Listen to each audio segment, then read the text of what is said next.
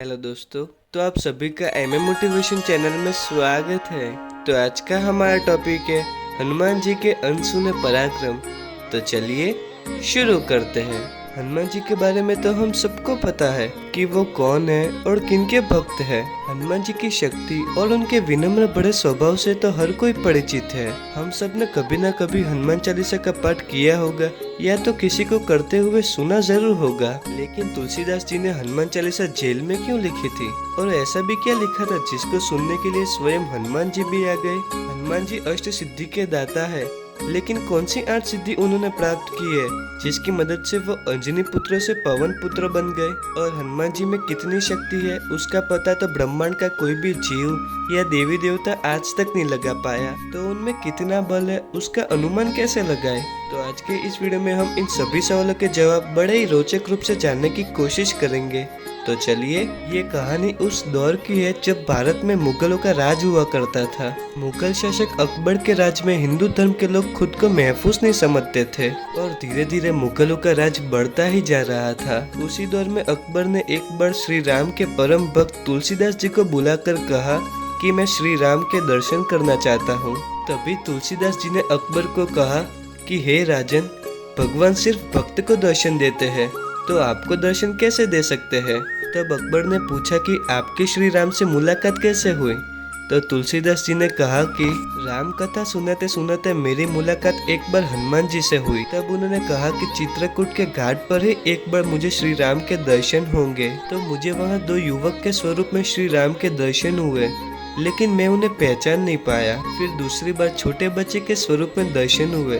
हनुमान जी की मदद से मैंने श्री राम को पहचाना और फिर तुलसीदास जी ने दर्शन करके उनको तिलक लगाया। और आखिर में तुलसीदास जी ने अकबर को कहा कि अगर आपको भी श्री राम के दर्शन करने हैं तो हिंदू धर्म को अपना के उनकी भक्ति करनी होगी। इतना सुनते ही मुगल शासक अकबर क्रोधित हुआ और उसने तुलसीदास जी को जेल में डाल दिया। हालांकि तुलसीदास जी जेल में बैठकर भी अपनी भक्ति करते रहे और उन्होंने जेल में बैठे बैठे हनुमान जी के गुणगान में 40 चौपाई लिख दी, जिसको आज हनुमान चालीसा के रूप में जाना जाता है।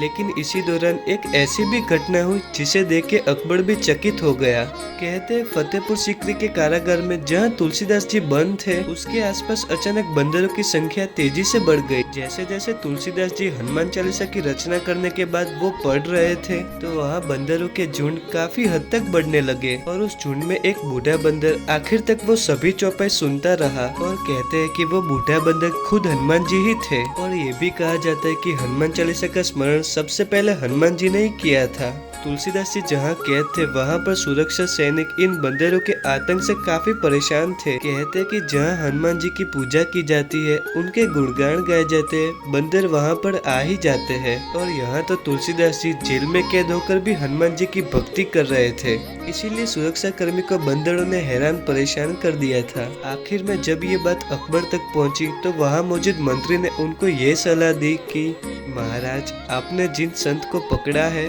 वो कोई सामान्य संत नहीं है। अगर हमने उनको नहीं छोड़ा तो वो बंदरों का उत्पात इतना बढ़ जाएगा जिसको काबू करने के लिए हमारे सैनिक भी कम पड़ जाएंगे।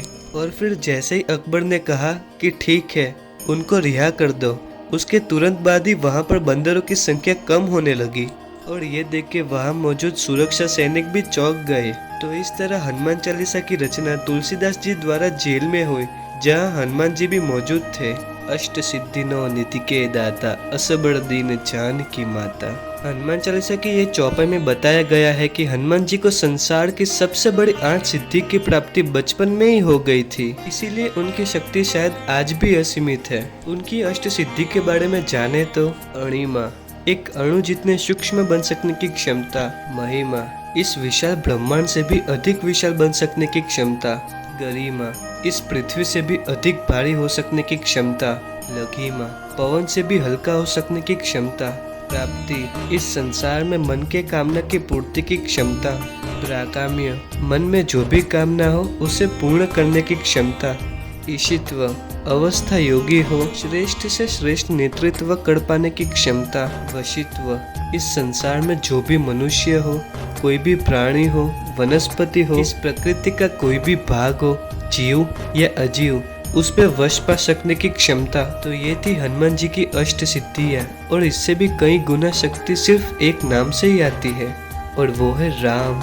ये मैं नहीं कह रहा, खुद हनुमान जी ने इस बात की पुष्टि कई सालों पहले ही कर दी थी। हनुमान जी में कितना बल है उसको आज तक कोई नहीं जान पाया, लेकिन उसका अनुमान हम इससे जरूर लगा सकते हैं कि 10,000 हाथियों में जितना बल होता है उतना बल एक दिग्गज में होता है, दिशा के हाथी में, और 10,000 दिग्गजों में जितना बल होता है उतना बल इंद्र के एक ऐरावत हाथी में, और 10,000 ऐरावत में जितना बल होता है उतना बल एक इंद्र में, और 10,000 इंद्र में जितना बल होता है उतना बल हनुमान जी की इस छोटी सी उंगली में।